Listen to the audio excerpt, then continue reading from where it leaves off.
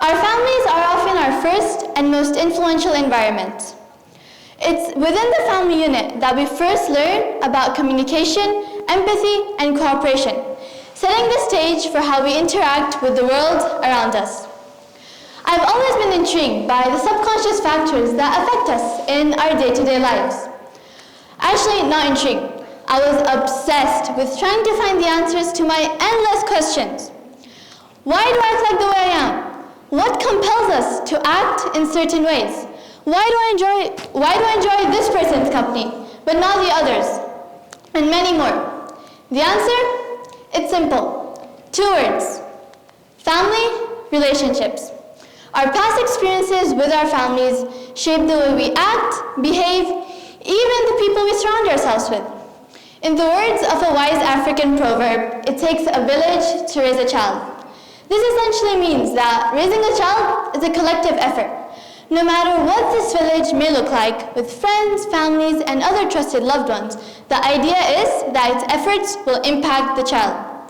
From the impressionable stages of childhood to the testing stages of youth, our viewpoints, values, understanding of self and others are all impacted by our interactions with our families. So what is this, and how does it affect us? Picture this. Between the ages 2 and 5, we're like tiny explorers, breaking free from the clutches of our mothers. The behavioral patterns we establish in these earliest years act as blueprints for our behavioral tendencies. The way a parent might raise their children can impact them in many different ways. Psychologist Diana Baumrind, if you're watching this, I apologize if I'm pronouncing your last name, came up with 4 main styles. Permissive, neglectful, authoritarian, and authoritative. Mind you, there's a difference between the last 2, which I'll be explaining really soon. So now, meet our crew. Ahmed, Noura, Sarah, and Lara. They'll be our examples of how each of their lives were affected by the way they were raised. Ahmed's got permissive parents. They're all yes all the time. If he wants ice cream, then he'll get ice cream. If he wants to play video games, then he'll be playing them all night. Conflict resolution and controlling his emotions, not his strong suit, but he does have great social skills and has the freedom to discover himself. Next, we have Noura, flying solo in the attention department. She has neglectful parents. Tons of freedom, lots of imagination, but feeling a bit like a lone wolf. She's great at handling herself and her problems. Next up, we have Sarah. Sarah has authoritarian parents. They're the my house, my rule kind. Crying? Stop it. Talking back? Scolded. Forgot to do her chores? Not allowed to play. She's obedient, but doesn't know how to decide for herself. Sarah is disciplined and respects her elders. Lastly, we have Lara, the children of authoritative parents. Balanced freedom. Ice cream once a week and a 30-minute video game limit. She tackles her problems solo, but knows her family's got her back when needed. Burmind's model helps us understand the different parenting techniques, but there is no one-size-fits-all. Finding that sweet spot based on your children's need, that's the real magic. So to all the parents here, and those watching online, continue with what you do best, evolve as you go, and watch as your children blossom in their own unique way. Now, I have a question for you guys. How many times did you guys eat ice cream when you were younger? Not enough. Twice a week. Twice, okay. Once a month. I had some yesterday. I knew someone who they made a deal with their parents that if they wake up early every morning and run around this field, at the end of the week, they'll get ice cream.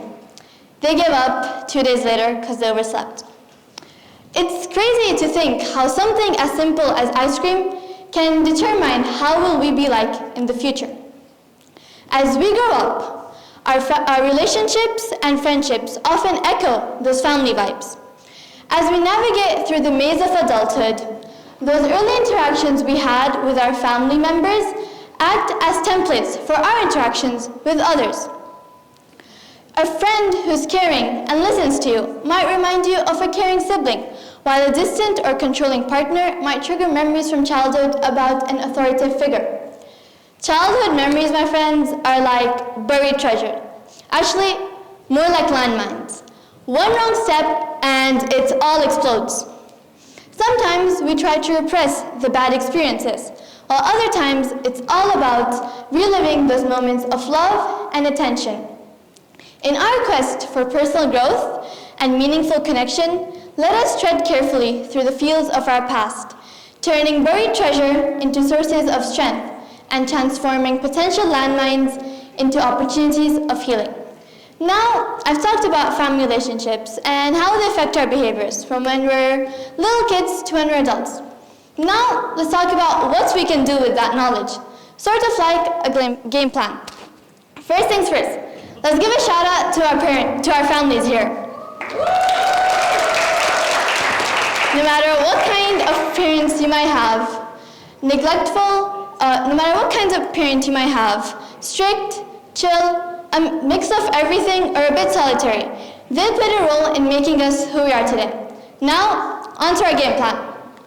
Step 1, think about it. Take a moment to think about how your family has affected the way you relate with other people.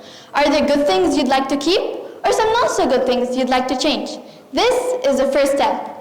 Step 2, break the chains. If you'd spotted something you'd like to change, no worries. It's not about blaming anyone. It's about acknowledging and evolving.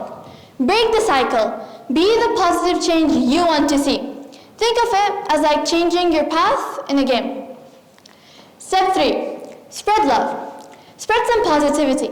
Be the friend who listens or the coworker who spreads good vibes. Share the good things you've learned from your family to the world around you to make it better. Step 4, say thanks. No matter what kind of family you might have, it's good to say thanks, not just for the tough love or treats, but for the whole journey. Saying thanks is like putting a gold star on the good parts of your family. Step 5, help others. Lastly, don't forget about the people who might not have a typical family dynamic. Approach your friends, neighbors, or anybody who you think is in need of that extra support and encouragement. This is the game plan. Be the architect of positivity within your family and outside. Break those patterns, spread love, and practice gratitude. And together we can build a community stronger and more supportful than ever. Let's go out there and conquer the challenges of life. Thank you.